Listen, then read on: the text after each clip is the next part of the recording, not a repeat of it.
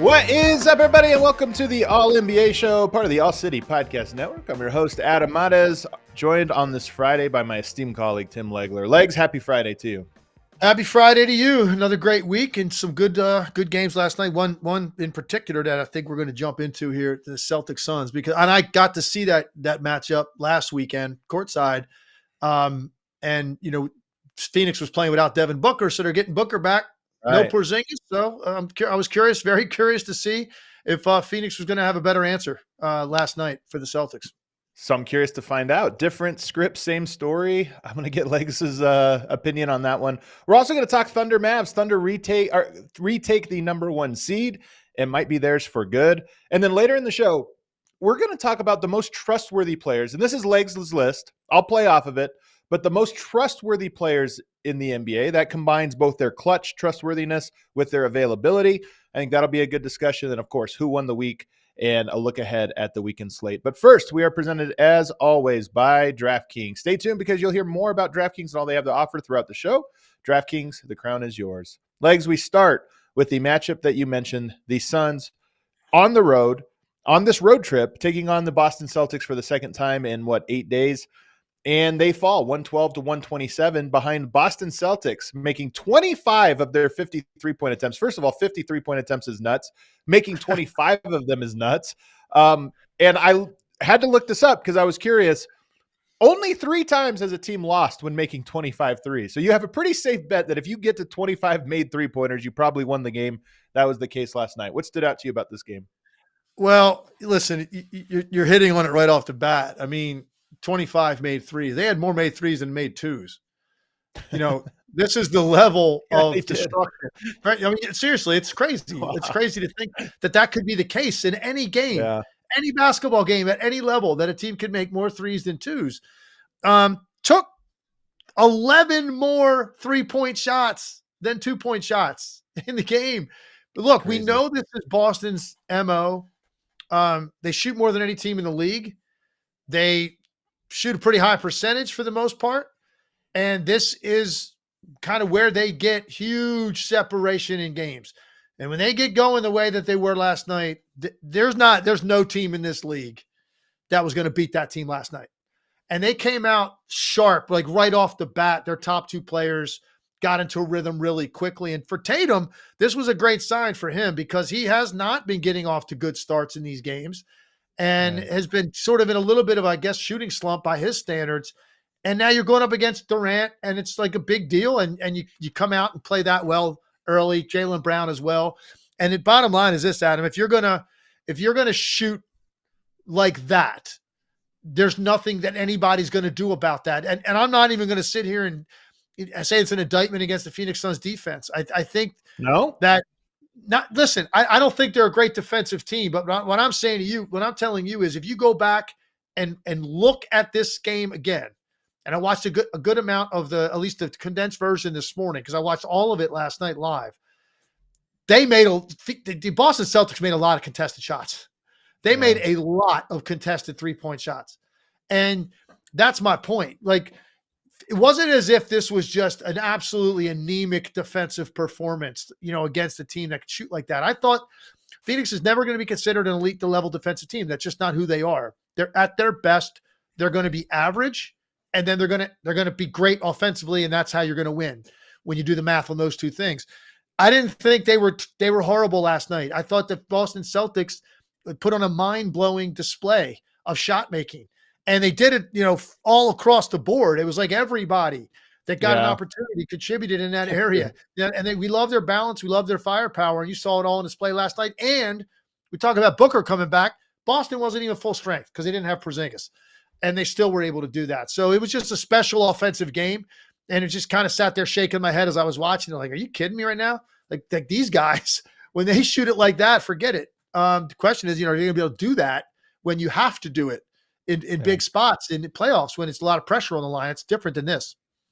You're right, though. Derek White shot worse from the three-point line of anybody on the Celtics. He was 3 of 9, 33%. That was the worst. Everybody else above it. I guess Xavier Tillman also 33%, 1 of 3, but he's not a three-point shooter. So if he's hitting 33%, then everybody was on fire. I have a hard time. You're right that there were some contested shots. I felt differently watching it, honestly, that I felt like there was just a nice, easy rhythm to Boston. And this is one of the things. And look, I don't want to beat Phoenix up too much, because there are some teams that I kind of doubt. They have a lot of talent, but I just kind of doubt them. But one of the things about Phoenix is to guard the Boston Celtics and to make them uncomfortable, you have to be on a string. They're going to spread you out. The rotations are going to be, wide.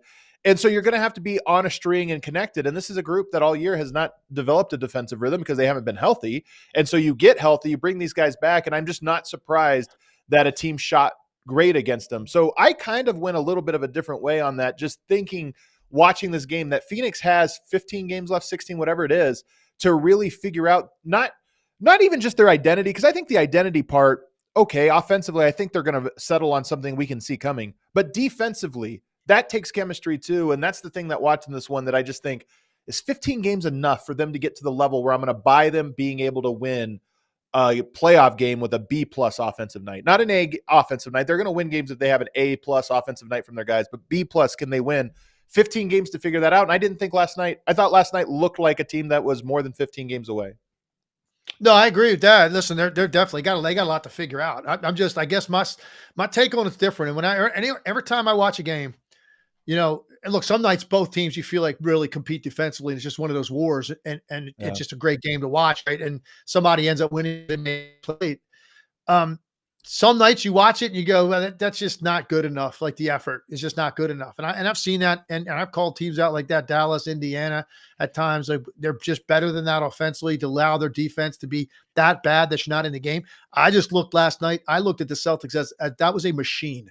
That was a machine that the Phoenix Suns ran into. They moved it. They spaced it. They've got guys that can beat you off the dribble and get into the paint at any time they get the floor spaced. And they just made every right read. They had 8 turnovers in the game, 31 assists, 31-8 assist to turnover ratio, and shooting that many threes at that rate. So look, I'm not sitting here saying that the Phoenix Suns were like, that was some suffocating defensive performance. Obviously that's not the case. You give up 127. I'm just saying that was a clean, precise game out of the Boston Celtics. They moved it. Everyone touched it, and everybody that got a half decent look connected. So to me, I'm going to put this more about the Boston Celtics and what they look like when they get rolling, and how unstoppable their offense can be when they're shooting the ball like this. And it was just right from the beginning, you could see it. They were in rhythm immediately. And sometimes it takes them a little bit. And the game I just called against the same team, a week and a half ago, it took them a while to find their rhythm. They came right out of the tunnel, and they started making shots right from the beginning and put Phoenix back on their heels. And I agree with you, man. Phoenix, listen, it's a tough sell right now to try to convince either one of us, and probably most people, that the Phoenix Suns are a title contender right now. They've got too much to clean up between now and then. And when you get run off the floor like this by a team that you think you're looking dead in the eye as far as your talent, and this is what happens to you, it shows you the difference between the two teams right now. Boston is a complete team. They've been together all year. Some of these guys have been together for a long time. Phoenix Suns, you're still trying to figure things out and who you are, who you're even playing with. That's hard to figure that out 15 games ago, and then make a run in the Western Conference playoffs. So they've got a lot of doubts right now for me, Adam. Let me phrase it this way, because I think we're kind of probably agreeing on this a little bit, but I want to phrase it very, very clearly. The Phoenix Suns will beat you if they outshoot you, if they outgun you. I think that they have the talent to do that. They're as talented as just about any team in the NBA at that very skill. Do you think they are capable, though, of knocking a team out of rhythm? That's really what I'm getting at, because the Celtics, to me, if they're in rhythm, they make threes. They just what they do. I just don't buy. There's a handful of teams. Miami's one of them. Denver's one of them. Minnesota's one of them. There's a handful of teams that I feel can bully teams into forcing them out of their comfort zone. And I'm not buying that Phoenix will win a single game in the playoffs where they force a team out of their comfort zone. No, that's fair. I think that's a fair way to sum it up. And there's going to be, they're hoping that they can find the additional 25% of offensive efficiency that won't matter as much. They're also, by the way, going to be better defensively. Your just numbers are going to go up when you're scoring more because you have an opportunity to set your defense a little bit better and get the matchups you want defensively rather than cross matches and transition stuff. When you're not shooting well, there's long rebounds in this league more than ever because of all the threes. So there's a lot of things. If you're not a great defensive team, there's a lot of things that work against you when you're not scoring at a high rate. And they're just counting on the fact that they're going to be able to figure this out and get to 120, like as their baseline number. And if that's the case, then they're going to have really good chances in most games, even in the playoffs. I don't know that they can get there because I still think there's just something not quite right with the way that they play offensively. I still think it's sort of, isocentric and it's individualistic. It's not as much of a flow to it. I've seen them at times do it, and when they do, they're really tough because they include everybody. Nurkic touches it on slips. Their three-point shooters touch the ball when they're open. Like those guys get into the paint. They're 3 stars and then they kick out and make teams chase. When they're just it's a series of difficult shots taken and made, then no, they're beatable. They're beatable by 7-8 teams in the Western Conference would beat them in a 7-game series when they're playing that way.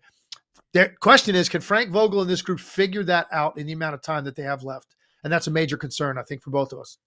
Another question I have is, this team is full of mid-range assassins, but they're 21st in three-pointers made. They have great three-point shooters. They just don't generate a ton. They're 21st.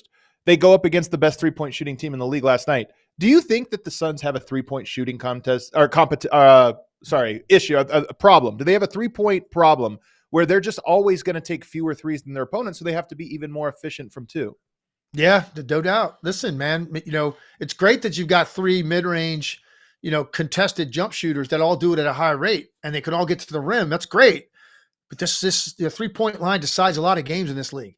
Last night, you're a minus 42 from the 3-point line. How you overcoming that? You can't overcome that. I don't care how many middies you could shoot 70% on mid-range jumpers. You could get to the line more. You could take care of the ball better. All those things. You're a minus 42. You're not making up.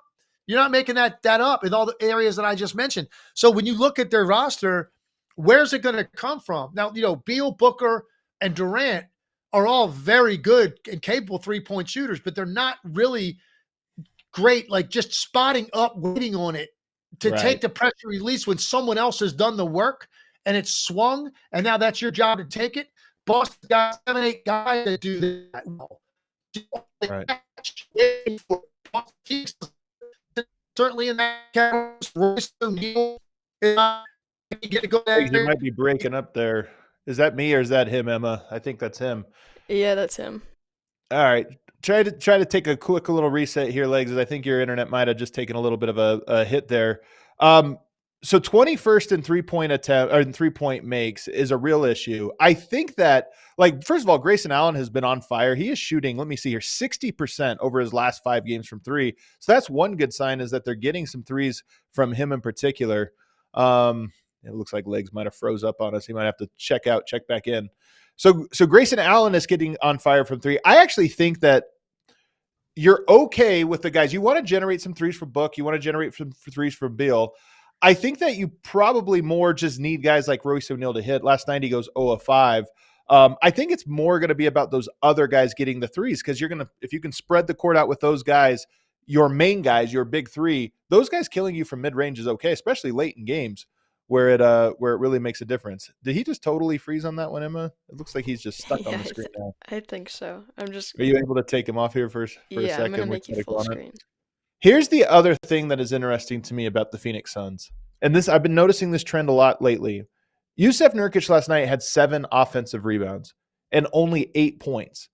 This has happened a handful of times this year. In fact, Nurkic is 16th in the NBA in offensive rebounds per game and 41st in the NBA in second chance points as an individual player. Now, some of this is he grabs the board, you reset possession, it's good.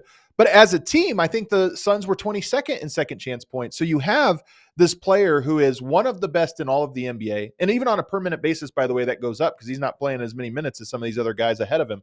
On a per minute basis, he is one of the best in the league at generating second chance opportunities, but he's one of the worst at finishing those. So I think that is one of the, I think that's one of the things that when I look at them, Nurkic is routinely putting up 15, 20 rebounds, 5 to 10 of those being offensive, but it's not necessarily capitalizing. And I don't know what to make of that right now. And I even wonder if teams will adjust their strategy in the playoffs, because typically you say, okay, this guy's a monster on the glass. We can't give him second chance points, but maybe there's something to how you defend him that says, hey, stay home on the shooters on a rebound, contest him because doesn't have the greatest touch, especially for whatever reason on those putbacks. He gets quick. It's almost like he grabs them and goes up so fast trying to just quickly get it off the rim so he doesn't get blocked or something. So that's one thing that I kind of noticed. I've noticed with the Suns. Emma, why don't we take a break since Legs is rebooting the computer? We'll take our break early, and then we'll get to the other side. We'll come back to this game and try to finish up. We also have some notes on the Celtics, who are playing really well. Later on in the show, we'll talk about the Thunder, of course, and then we'll get to those most trustworthy players in the NBA. First, if you guys it's Friday, so if you're planning on going somewhere this weekend around town, maybe to a game, to an event, to a concert, you're going to want to download that Game Time app and use our code ALLNBA. Why? Because the Game Time app, one, you'll get $20 when you sign up, but two, they have the flash deals, the zone deals, last minute tickets. They have views from all seats in the venue, and they have the lowest price guarantee, advanced cancellation protection, and job loss protection, etc. They have all these different features. They also have my favorite feature, which is the all-in pricing button. It's right at the top right of the front page. So you click on that, and then every ticket price you get is your final checkout ticket price. That's the one that when it goes proceed to checkout, the number's not going to change with all these hidden fees or hidden things. That's why I like it. They also have every event you can think of in your area, in your city. So it's not just sports, it's all other things. Disney on Ice for the parents out there. You got a kid, you want to buy Disney on Ice tickets. Very pertinent to me at the moment. You hop on the Game Time app, you use that code ALLNBA, and you'll get $20 off. Again, create an account, redeem code ALLNBA, get $20 off, last minute tickets, lowest prices guaranteed. Also want to tell you guys about DraftKings Sportsbook. March Madness starts 1 week from yesterday. The greatest 4 days in a row in sports of the entire calendar year, at least for me, because there's nonstop action from 10 o'clock till midnight. You're getting game winners. You're getting upsets. And betting on those games is half the fun. So head on over to DraftKings Sportsbook, America's top-rated sportsbook app. They're giving new customers a shot to turn $5 into $150 instantly in bonus bets with any college basketball bet. So just bet on any money line, any prop bet, any over-under. Just make that one $5 bet, and you're eligible to win $150 instantly in bonus bets. Only when you use code ALLNBA. The crown is yours.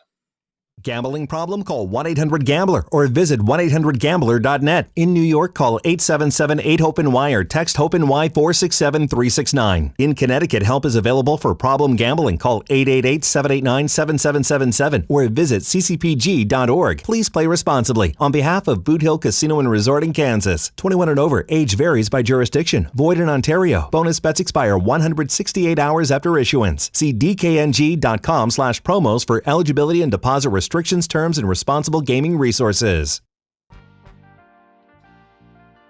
All right, back here waiting for Legs to return. I'll continue to give my few notes on this game, though. I do remain concerned about the Suns' center position. I think that Nurkic and Eubanks are great and an upgrade for the Phoenix Suns over last year at guarding teams like Denver, maybe even guarding teams like Minnesota, these types of teams. But I do worry about them in the teams like a Boston. And again, so if you go to the other conference, you go to the Western Conference and look, maybe that's Golden State. Maybe that's actually the one that's especially would be Oklahoma City. Those types of teams that can really spread you out. Does Nurkic have a role there? I think Nurkic against Oklahoma City, because he's so big, is going to grab an enormous amount of rebounds and probably convert. So that one, maybe that might be a little too small. But you look at the Clippers, who are going to spread you out. I wonder about the Suns against those matchups. And last night, when I look at the box scores, obviously I'm watching Suns about once a week. When I'm looking at the box scores of the others' games and trying to study little trends, I always see that when both of those guys are in the negative, as they were last night, -9, -5, it typically is coming against those teams that spread you out, run a lot of pick and roll, pick and pop. and keep the paint open. And of course, Nurkic and Eubanks, even though Eubanks is more mobile, is not necessarily great at that. So that's another thing with Phoenix that I just kind of look at. The styles make fights. When you're not a perfect team, and I don't think there is a perfect team this year. When you're not, you have vulnerabilities, and that one to me just seems like a big one for Phoenix. And I'm curious to see what their lineup looks like when they go to a no center lineup, because Kevin Durant, as long as he is, I don't love him as a center, like a small ball center. Can you make another team match you there? If they don't, if you have like a 50, 60 pound player who has 50, 60 pounds on Kevin Durant, as long and as good as he is and as mobile as he is, that's just too much to give up on the boards. So I'm curious to see what Phoenix's small ball options are this year. And then, of course, the other note I have is just that Jaylen Brown continues on this. I mean, he's going to come up later when we talk about who won the week. Spoiler alert, he's a nominee. 37 points, 5 rebounds, 3 assists, 2 steals, 5 of 9 from the three-point line. He continues to just be an absolute monster for them. And I am curious to see this dynamic play out, because obviously the two-headed monster approach is phenomenal. You got a great 5-man lineup, and then you have this pecking order of Tatum and Brown, and it can kind of go back and forth, and it's nice to have. But figuring that out is going to be the most interesting thing. And right now, Jaylen Brown looks very comfortable. Last night, Tatum finally, starts to look comfortable as well. But Jaylen Brown is now on an extended streak of looking great, of playing great. He had that 41-piece against Denver a week ago, 37 tonight. And in between, you got a pair of 27-point games with very good efficiency. So he's on a string. He's on a bit of a heater right now. If you just talk about since the All-Star break, actually, I could pull up the numbers right here. He's missed the one game against Utah, but he is averaging 29 points a game over 10 games following the All-Star break. And his shooting splits are 54-40. He doesn't shoot free throws well, 65%. But 54% from the field, 41% from the three-point line is insane efficiency on a 29-point-per-game score. And it's a 10-game sample size. So now we're looking at this and saying it's not like it's just a hot run that they're going through this hot moment. This is now an extended period. And if that continues, if we talk about, okay, this is 10 games, 15 more to go. If you have 25 games, that's almost half a season. 25 games you go through where he's your best player. Is that a wing or a weight on the direction of your team heading into the playoffs? I honestly don't know. I think it's a positive. I don't think you ever want to say like a player playing well is a negative. But does it give you something extra to figure out just about the rhythm of the game and how you play in it? I think that'll be an interesting thing to follow for the Celtics here over this last little bit. By the way, Legs and I just started a new series that dropped this morning, What Makes This Play Great, where we take a play from that we see throughout the week, and then we dive deep on it. And we get this from the help of my guy, Half Court Hoops, a.k.a. Gibson Piper, who does a great job, has a great YouTube channel. But this week, we actually did a Celtics play that they've run twice this season. As far as we've been able to capture, just twice this season. It's Oklahoma Flare. It's a play that was popularized by Donovan Mitchell and Rudy Gobert with the Utah Jazz, but they run it in an interesting way where they put their bigs in the corners to spread, and then they play basically a 3-man double screen setup at the top of the key. That's really interesting in how they take advantage of teams' tendencies. And I always say when a team runs a play, like teams have playbooks, everybody runs the same action. There's not like a ton of mystery and a ton of variance. What's different about team to team is where they put guys. They'll put little wrinkles on it. For example, Denver, they have Jokic, who's unlike any other center. So they run same plays that other teams run, but putting Jokic in a spot traditionally reserved for a point guard changes the play entirely. So even if you're familiar with the play, guys start guarding it out of position. Well, Boston's doing something similar in their play that we broke down, and I think there's some really interesting notes there. So if you haven't seen it, expect that about once a week in the regular season, and then we're going to be trying to do it every game for the playoffs. One play that happens that a team runs, and we're going to explain why did they run it, what's going on, all the moving parts, and then what are some variations for it? How are you supposed to defend it? I think it's a really cool series, and I think you guys will like it. If you like this show, I think you're going to like that one as well. Wrapping up any final notes here. Grayson Allen also being on a heater, as I mentioned, is a big deal. And then just the upcoming slate. Phoenix has a really tough schedule coming up here. If I pull it up, I remember making note of this last night. They have a really tough schedule. And this is sort of I don't want to say make or break, because at this moment, they're not going to be a top seed. And you don't know who the 1 through 4 is going to be in the West. So does it matter where you are? I think you want to avoid the play-in as much as possible. But they do have Milwaukee around the corner. They have Denver, Oklahoma City, New Orleans, Cleveland, Minnesota, New Orleans, Clippers, Sacramento, Minnesota. So to end the year, you go on a 10 or 11 game streak where you're playing nothing but playoff teams with seeding implications. So they have a little bit of time here to get familiar with their guys coming back. But after that, they're going to have a really tough stretch. Legs, we're putting a bow on this game here. Did you just have a final big thought that you wanted to get to on this game or the Suns in particular? I just think, unfortunately, Phoenix is one of those teams that is going to be continually given the benefit of the doubt because of the Durant factor and just what you think that those three guys could represent offensively at the same time. But I'm just, the more I watch them play, the more that I just start to think like it's just not going to happen. And look, they might get a team that's got relatively, little playoff experience collectively, that some people are going to give them a great chance to win. If you get Oklahoma City, you get Minnesota potentially in the first round. If that's how it ends up, they get out of playing and they're the 8 spot or the 7, they get one of those two teams. If they ended up being 1 and 2, it might not be. Let's say it's a 3-6 matchup, whatever.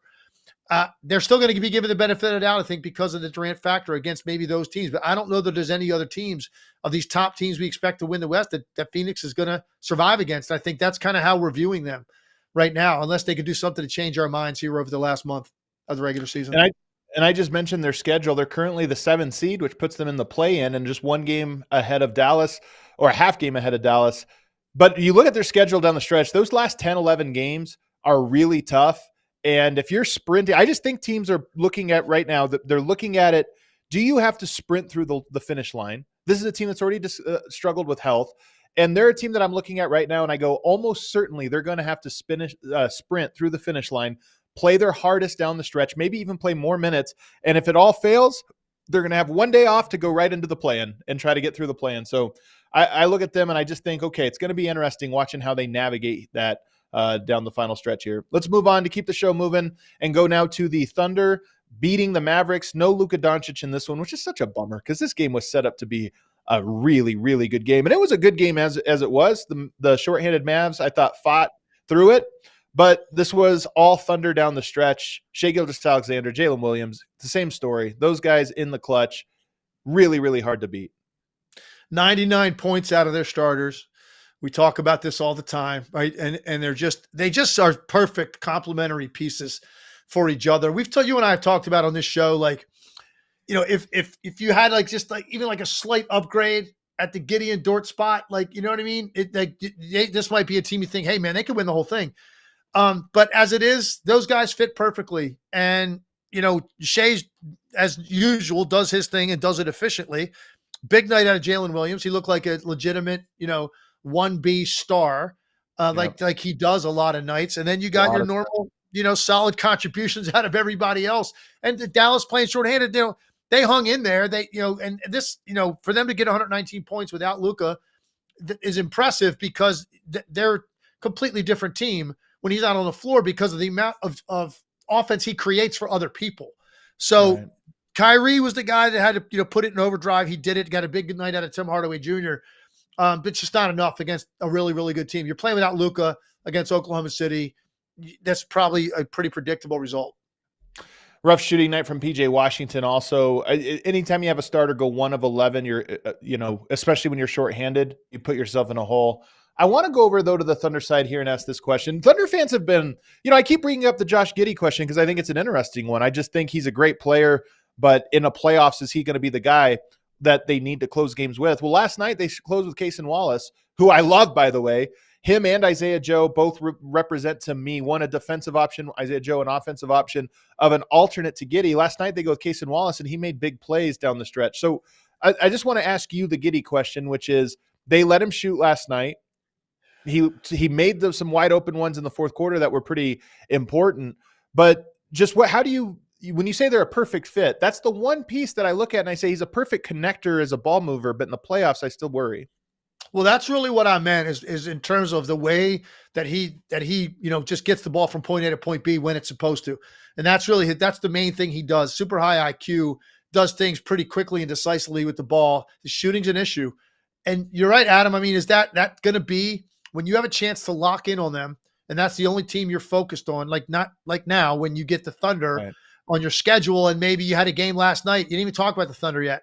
Or maybe you had a day off, but you had one walkthrough, shoot around to talk about the Thunder. It's different when you're implementing a game plan game after game against the team, playing him every other day. And so is he going to be the guy that's forced to shoot, that's forced to make more plays, to forced to do more offensively? That's going to be an interesting dynamic. And if that's the case, you do have some other options on this team where you want to go. And even a guy like Gordon Hayward, if Gordon Hayward, and he doesn't look like the same guy, but hey, it doesn't take much. Gordon Hayward has a few games in a row where he finds a little bit more of a rhythm, like starts giving you double figures, like in his 20-plus minutes. That's another option you have.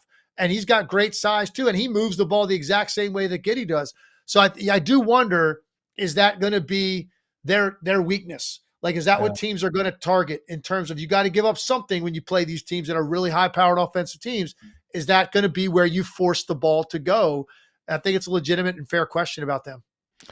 The Thunder are so consistent too, and just how some teams come at you in waves, and Oklahoma City obviously can do that with their scores, but they had 33 points in the first, 32 in the second, 30 in the third, 31 in the fourth. Just between 30 and 33 points every single quarter. They just keep that consistent attack on you, and I think it's their depth and the way that they score. Also should note that with the Mavericks, Dante Exum gets hurt in this game, and so does Josh Green. Two huge players, but both fill kind of a similar role. So you already without Luka, you lost both of those guys. This game, when I was watching it, because I actually watched this one live, when I was watching it, I kept sitting there thinking, Dallas has a chance in this game. Dallas has a chance. Josh Green gets hurt early, and then when Exum went down, I was like, man, that might be too thin. I don't know if they have the guys. So we'll have to kind of follow them and see. Their next matchup is against Denver. That's obviously – actually, no, they played tonight, I believe. Yeah, they played tonight. Oh, by the way, we would be remiss without pointing out that Gafford finally missed. Man, he missed right away. Yeah. Gafford hasn't missed a shot in a long time, 33 in a row. You know what happened to him? But he's still, you would think, hey, listen, man, I made 33 straight shots. One miss might unnerve you, right? Where you don't know what's going on anymore. Yeah. He still goes 8 for 11, 19 points, 15 boards. And I still think like a super impactful pickup for them, even though that streak is finally over. You know, it's funny. He got hit with the legs curse. The Legler curse, man. Just yesterday, we talk about it 33 in a row, and he misses one. It strikes again. That's it.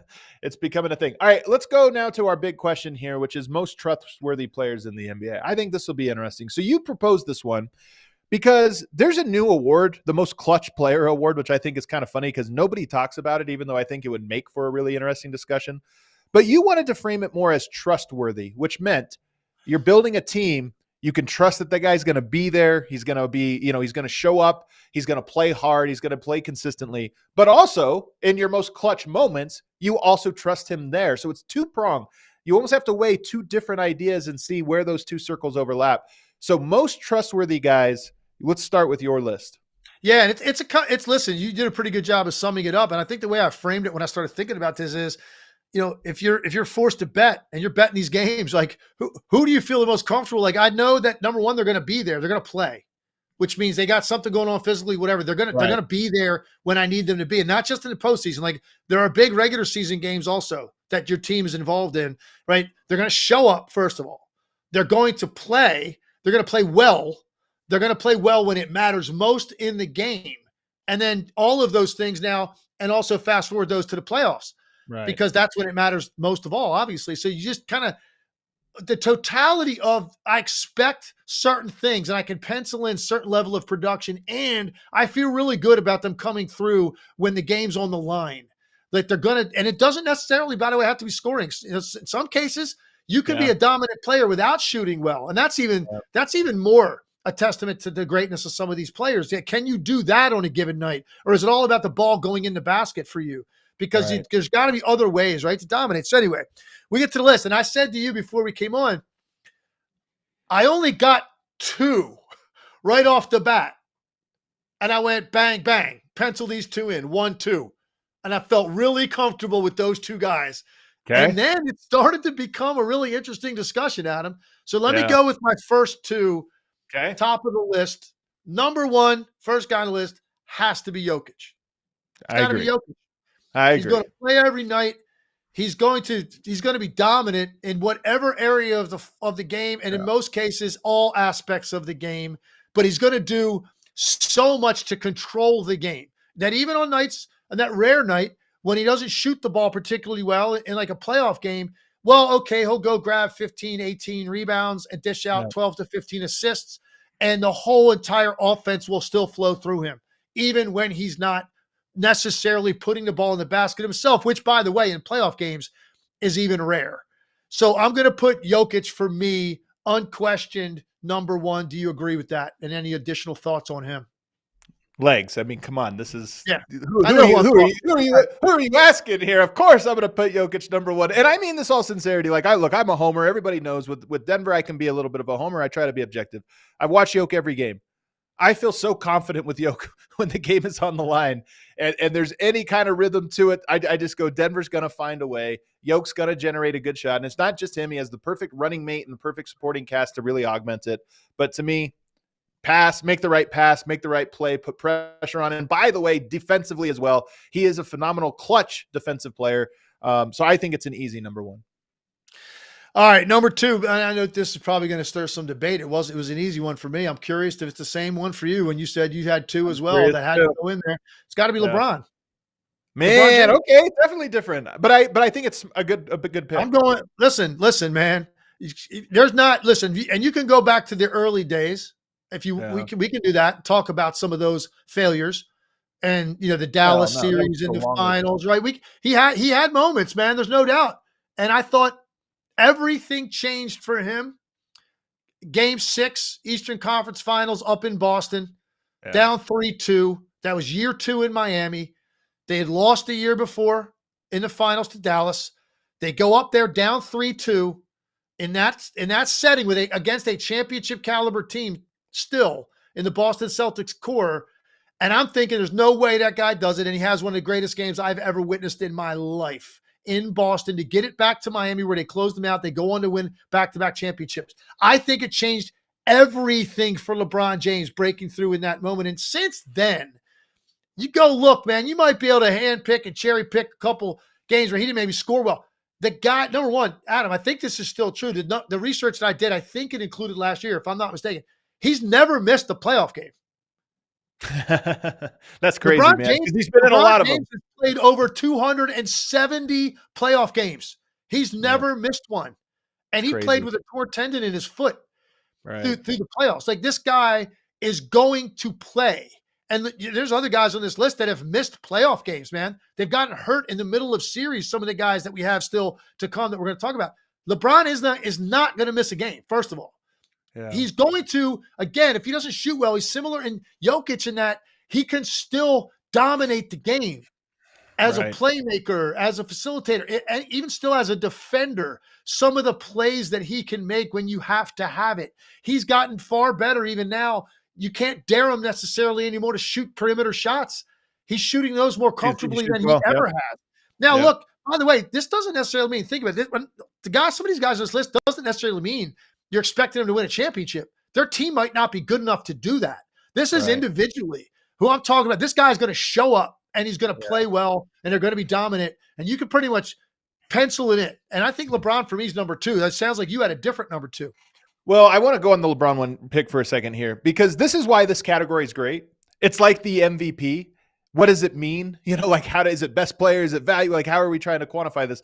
The same thing with trustworthiness, because I think I agree with you with the playoff part of this. And I say this last year, of the 4 rounds that Denver played last year, I thought LeBron both guarded Jokic the best and also was probably the best player that they faced. And people will say, man, I don't know. Look at some of these other guys LeBron, to me, at his peak, all in, giving it all effort, still has this gear that he can get to that I think is impressive. But as we saw in Game 4, he drops 40 points and still got outplayed by Jokic.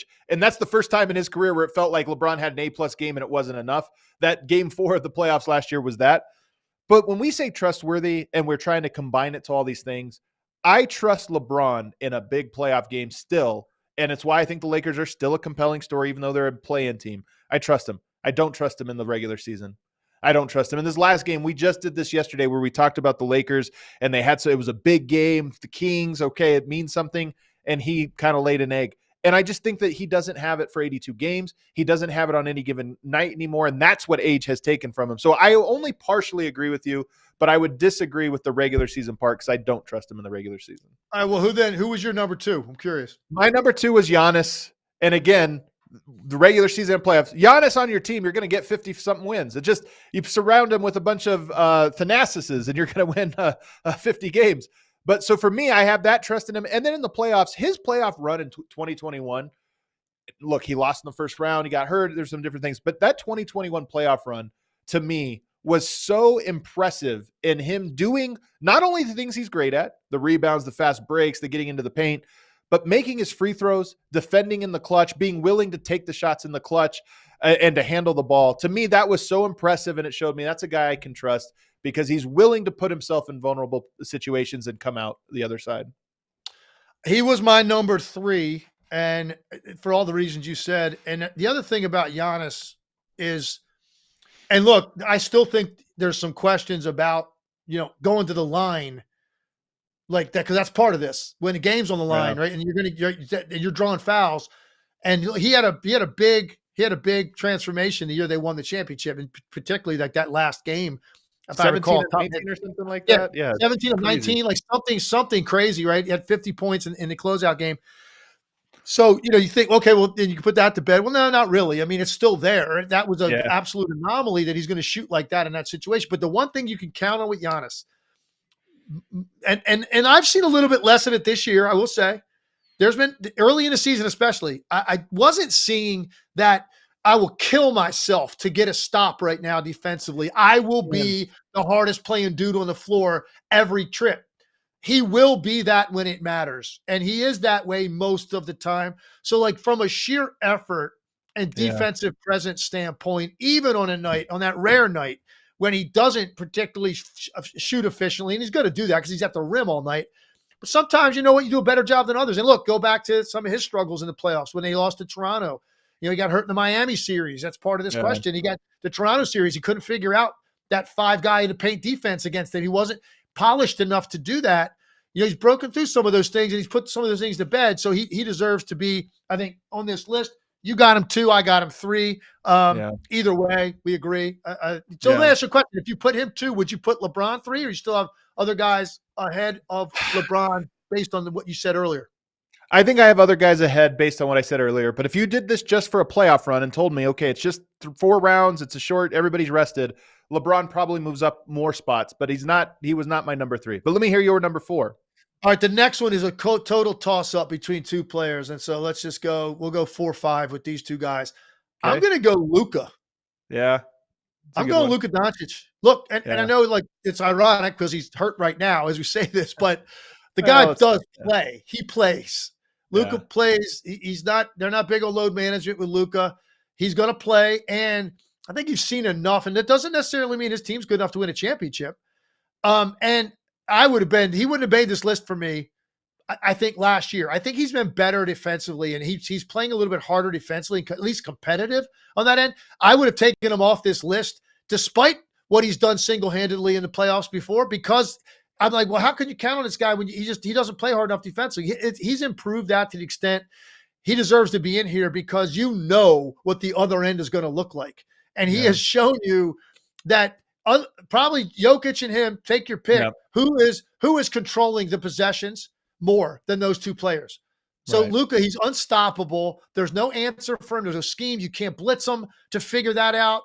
He could beat you outside, inside, post up, off the drive. He could beat you as a passer. So there's no answer for him, and that's why I would put Luka certainly in there in my top 4. So I'm guessing give me your 5 because I think it's interesting to talk about them in contrast. Steph Curry would be 5 for me. Oh, okay, different than I thought. Okay, I'm gonna go as my 5. Oh no, robot legs again. Okay, so Steph Curry is the 5th. Let's see if it comes back here.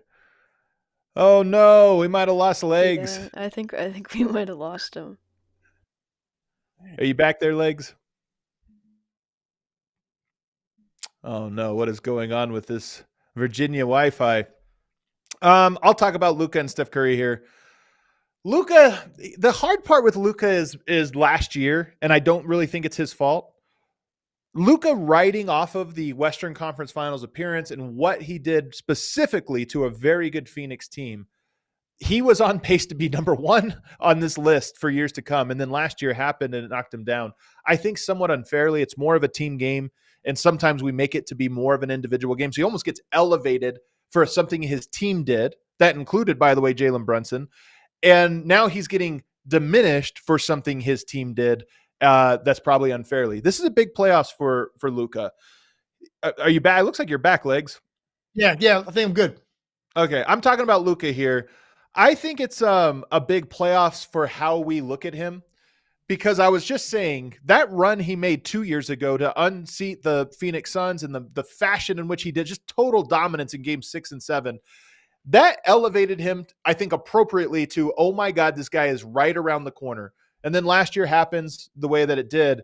And now you look at this year and you look at the standings, you think, okay, probably going to have to go through the play-in, probably going to be a heavy underdog. I mean, if you're a 7 seed, you're looking at Denver right now. If you're an 8 seed, maybe it's Oklahoma City. But if you get Denver in the first round, that's really tough. And yet, I happen to agree with you that I think Luka is clearly in this list of guys I trust as much as anyone. So a weird narrative year, I feel, for Luka Doncic and the Mavs. All right, what about Curry? What are your thoughts on Curry then?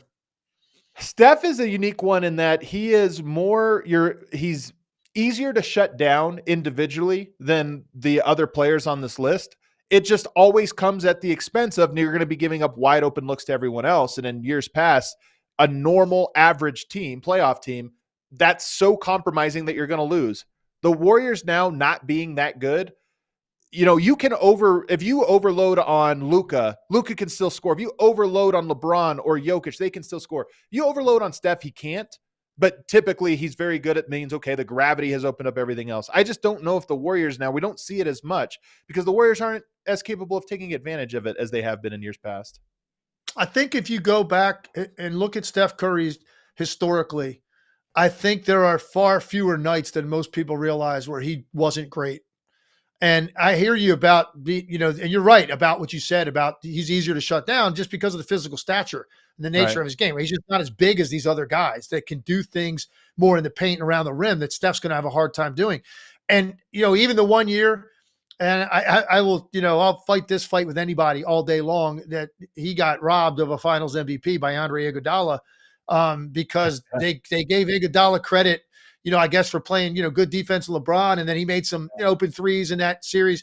Every single possession in that series offensively was dictated by Steph Curry. He dragged two guys all over the court, to your point, and it led to all these naked looks on the other side of the floor because he was willing, and he still had good numbers, by the way. It wasn't like he averaged 15 points a game. He still was like 26 a game in that series, but it looked sort of tame, relatively speaking, because of the way they were defending him, and it still led to all these other things. So that's why I think his impact, what he does is so guaranteed, whether he is directly doing it with the way he plays offensively, aka 50-point game 7 a year ago against Sacramento, if that's what it takes, or indirectly through his presence and his movement and the attention that he commands. I still think I sit down for a big game with Steph Curry involved. I feel pretty good about what this is about to look like. And that's why I would put Steph Curry in here. And then the list, there's a bunch of guys, that I have written down here. Who comes? I know you didn't categorize these, but who comes to mind closest next? Because there's one guy that you didn't, actually two guys you didn't mention that I feel would easily be next to for me. There's two guys. Probably the first one would be Kevin Durant, right? Okay. I'd probably put KD next. I mean, his track record of playing well in big games is pretty documented. He's now he's got some injuries that would factor into this. Hey, and he's been dealing with that, but for the most part, he's been fairly healthy in the postseason for the most part throughout his career. And I kind of know that Kevin Durant's going to do his thing. Now, that doesn't necessarily mean, and you're seeing it right now in Phoenix, that's not going to be good enough maybe to end up with a championship. He went to a team that was already built to do that with the style fit in. Yeah. The style that he's playing now, the style that they played in Brooklyn, that was going to be hard to pull off to win that way. And it's probably the same thing now in Phoenix. But I kind of feel pretty good about how Kevin Durant's going to play. He's not going to be fazed by a matchup. He's not going to be fazed by pressure. He's not going to be fazed by those things. He's going to deliver in that way. You seem like you kind of shook your head, rolled your eyes, like you don't think KD belongs in here. KD to me is too limited as a playmaker. Now he's on a team where that's going to be mitigated, but KD, I've seen him in the clutch too many times make bad decisions when he gets double teamed. The Suns have tried to build a team around him where that's going to be so compromising to double team him that takes away, and we'll see. But that's why he wouldn't be in my top 5 on this specific category, even though he's probably number 1 just in terms of you need to get a shot off one-on-one. He's the guy that you're going to get a good look as a shot off. So I understand it, but I just don't trust him reading the court against good, nuanced defenses. But maybe that's how I take it. No, that's fine. I think the other guy that falls in this category, and there's no question based on his track record of how he's played in important moments, is Kawhi. Yeah, Kawhi absolutely belongs in this discussion. But my goodness, you have to take his track record with injuries into account.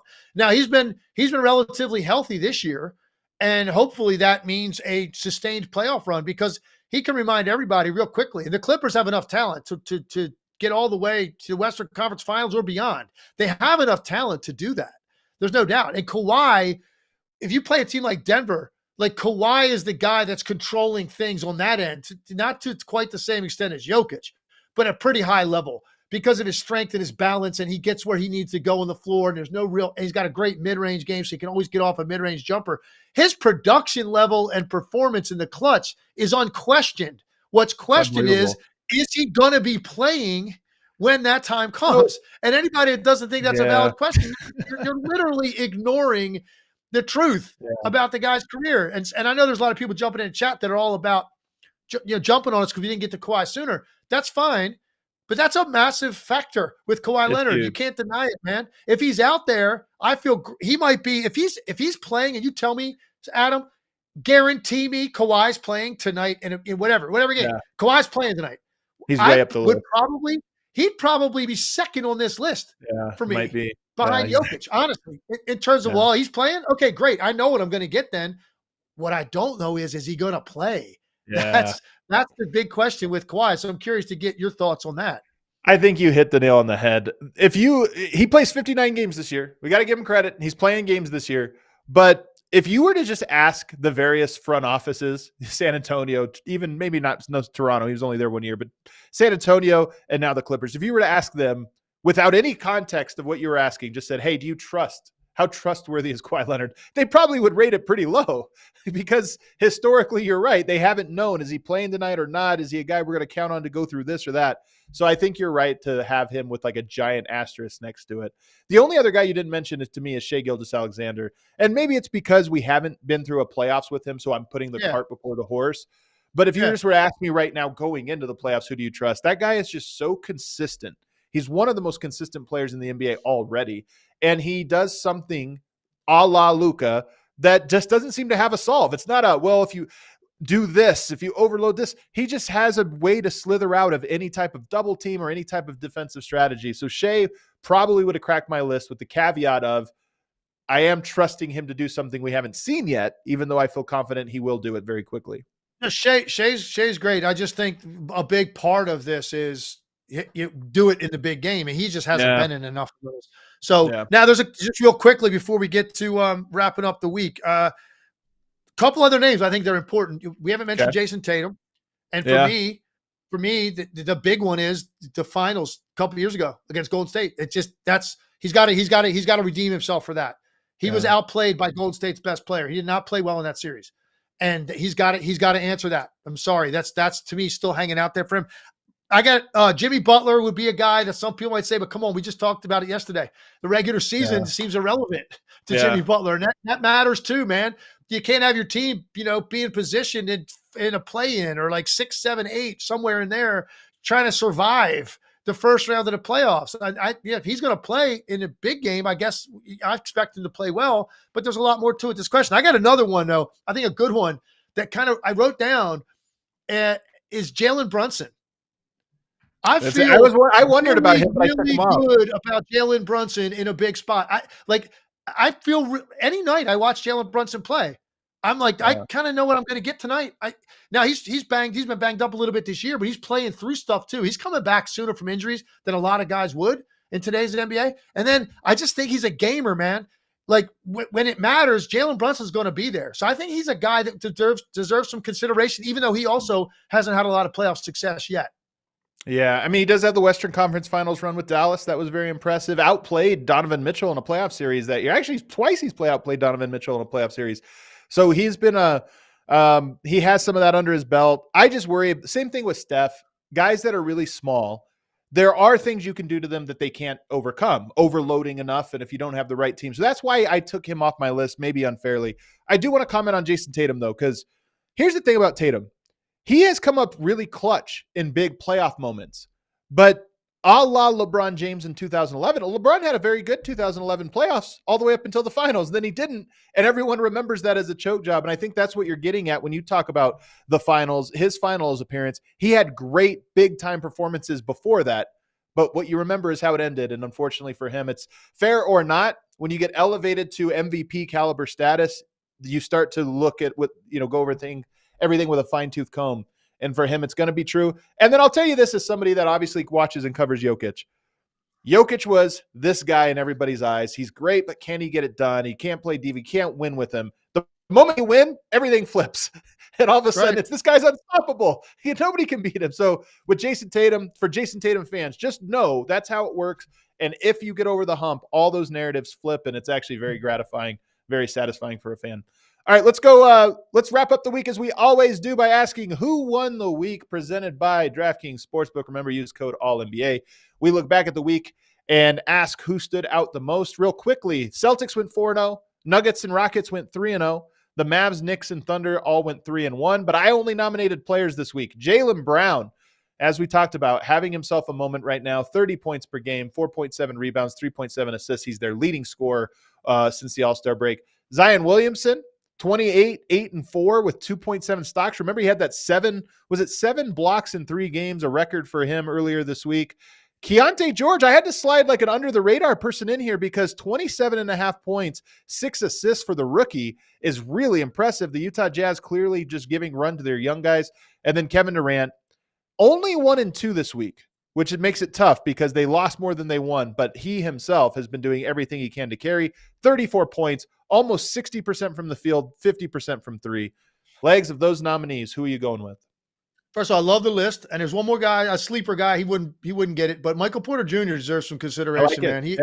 Right, the way he's been playing, I'd put him in there, but I'd go with Jaylen Brown, and here's why. It's if you didn't know anything about the Boston Celtics, but you knew basketball, but you just didn't know anything about this team, and they dropped you down. You watched them play all week. You would think this was Jaylen Brown's team. Yeah, like that's the way Jaylen Brown carried himself this week, and that's the way he played. And we know it's Tatum's. He's the guy. He's the guy at the top of the food chain on that team. But man, when Jaylen Brown plays the way he did this week, you've got 2 guys equally dangerous. And I saw him up close and personal in Phoenix. The way he looked in that game, and he missed some shots early and still was just dominant throughout. He looked incredible last night in the rematch with Phoenix. He's in a rhythm right now, and he looks just absolutely unstoppable as an offensive force. So kudos to Jaylen Brown, man. It's a sensational week, and the Celtics continue to roll, including one of the more impressive offensive performances you're going to watch, what they did last night to Phoenix. I predict it's going to keep going. I think he's in a moment right now. I think he is having a breakout sort of stretch here, and I don't think it's just a fluke. Let's also look at the weekend slate, though. On Friday, that's tonight, we have the Clippers at New Orleans. New Orleans, man, they get this win. This is a huge one for the standings, too, if I believe. Let me look here. This would close the gap to just 2 games if New Orleans is able to win this one. Probably still out of reach to get the 4 seed, but you never know. And the Clippers are dealing with some injuries, so this is a big game for New Orleans. Denver is in Austin to take on the Spurs. Jokic versus Wemby. This is the second time they're matching up this year, but Wemby's a much better player than before. I'm very curious to see if he has any an effect on Jokic. And then Miami at Detroit. Why do I put them on the list? Because Miami is reeling. And if they lose to Detroit, I might have to write them off. I don't want to do it. I hope they get the win tonight. What about these games stands out to you? Clippers, Pelicans, I think. You hit on it with New Orleans. I don't think any team that would be listed as dangerous in that category has gotten less attention than the Pelicans. We've barely talked about the Pelicans all season. Yeah. I know in all the platforms I do, they've only come up a few times. We Yeah. talk about all these other teams so much, and you look up, and here they are. They're in fifth. Probably too much work to do at this point with 17 games left to catch the Clippers. But you never know. Clippers get a couple guys out or whatever. It's possible. But for the most part, they're fighting in that 5-6 spot. We barely talked about the Pelicans. So that's a big game. And it's one chance to inch closer to the Clippers. And you're trying to get into that 4, and you get a home court first round if you're able to do that. So that's an important game for New Orleans at home. Yeah, there's so much. And if you lose, by the way, then you swap with the Kings. You fall behind the Kings. So this is one of those ones that has huge implications in the standings. If the Clippers lose tonight, I think I'm going to pencil them into the 4 seed. It doesn't mean that they're stuck there, but they would end up being, I think, 3 losses behind the top 3 in the West. And this late in the season, those things really start to add up.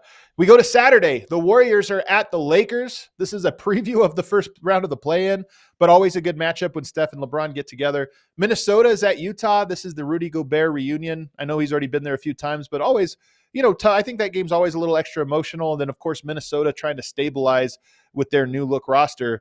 And then the Knicks at Sacramento lost a little bit of luster with the injuries, but I'm still into it. Any of these stand out to you?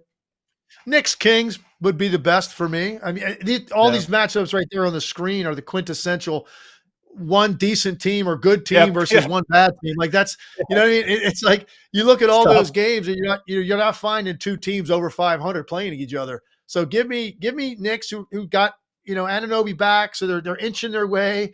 We still don't know what's going on with Randall. Mitchell Robinson, like that's still to be answered, but at least they got Anunoby back, and that's one major piece. So I think Knicks Kings would be interesting. Kings, by the way, have had some impressive wins lately, and we haven't talked much about them either. Yeah, you know what? I'm advising our audience Saturday, go outside. Maybe don't watch those games. There you go. But Sunday, the games we're going to be talking about next week to start the week legs: Phoenix at Milwaukee and Denver at Dallas. These are 2 big games, man. I think they're both great. What do you expect? Let's just do Denver-Dallas here. Dallas needs a big win. This is a very likely / potential first round matchup, and it would be a banger of a matchup. What do you want to see on Sunday? Yeah, I mean that's for Dallas. That's the kind of thing that can, that's kind of tide that can carry your boat for a while if you beat a team like Denver. Yep. In that situation, Luka expecting him to be back for that. You get Luka back, and I think that the contrast of those 2 players and their ability to dominate and like who gets the best of who, because that's what it's all about with both of those guys. Constant control. That would be the ultimate matchup, man, to see those 2 teams. And that's a win that could go a long way in giving Dallas some confidence as they finish out the regular season and then they start that playoff journey, knowing that they've got that guy on your side, man. And if they can beat Denver and they control the game in doing so, and he outplays Jokic, that could be a big statement for the Mavericks. Phoenix, Milwaukee will be a great one too. Both of those teams, I feel like every win they get against a big team like that for both teams means a lot. So that one I think will have a little extra intensity. And then I don't know if these things linger years past, but it is a rematch, a finals rematch, which is always fun. All right, hit that outro music. Emma, I know we got a couple super chats, so let's get to those here. What do we got? We appreciate your super chats, by the way, to round out the week. This one comes from Thorough here. He says, thoughts on Bol showing improvement with Durant? He's a good offensive player. He's comfortable. It's just everything's effortless with him. It's very smooth. He had a great game last night. He played well in the first time that the Suns played the Celtics, the game I called. Very impressed with him and happy for him because I know that he's put a lot of work in to get to this point. And now he looks like a guy that might give you 15 minutes a night. And maybe even in the playoffs, they might still be playing him because he can put the ball in the basket. He is so smooth, man. His movements are smooth. His shot, even though it looks weird, it's so smooth. Yeah. He's a little hitch in it, but it's like the pace of everything he does. The pace is so fluid and smooth. Yeah. All right, what's the other one we got from Chris? He says, Boston, 14 L's, but 10 of those are in the clutch. Thoughts on this from both of you? Boston's clutch time performance, Legs. Yeah, look, it's probably something that deserves mentioning. I think it's definitely something that is not stone cold lock. How they're going to operate, who they're going to go through. And I think that's a question they're still trying to kind of figure out. I think Mazzulla last year was affected by that too. He's much better than that. But look, you're going to nitpick them one way or another. I guess that's the way to do it. I think 11 of their losses are when you hold them to 35% or less 3-point shooting, but you can say that about a lot of teams. So they play, they've got to get better in that area. I agree with you. It's something that still think we're all wondering. You get me in a tie game, 3 minutes to go, and watching Boston and watching Jason Tatum play, I still think there's a little bit of doubt there if they're going to be able to close it. Jaylen Brown's rise over this last little bit gives me more confidence that they'll figure it out because he's the downhill guy. He attacks the basket, and they need that in the clutch. So I'm curious to see how that dynamic plays off.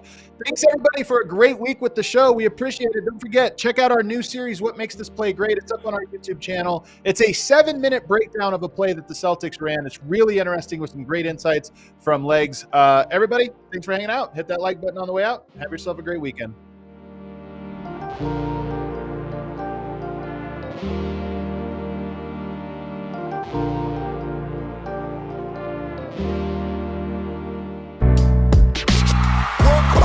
We all silly like the mayor.